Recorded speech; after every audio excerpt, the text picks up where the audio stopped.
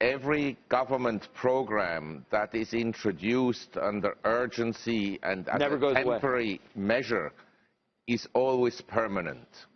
And in my view, the Fed has boxed themselves into a position where there's no exit strategy.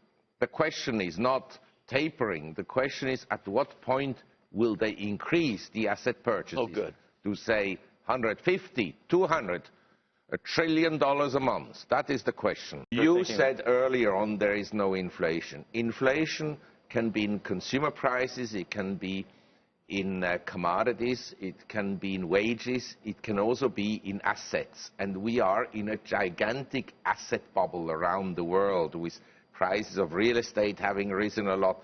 Now, I do not deny that some property prices have come down, like in the US. We had a big decline after 2007. Since then, we also have a recovery. But high-end is at record highs in the Hamptons, in Mayfair, London, in Hong Kong, Singapore, and so forth. And we have a high inflation overseas.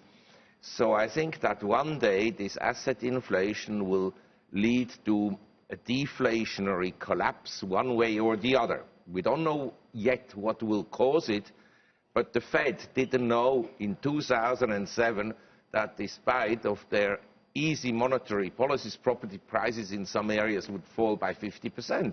It's like Jimmy said, oil has been down. Now I say oil is down maybe because, in my view, there is at the present time in emerging economies practically no growth.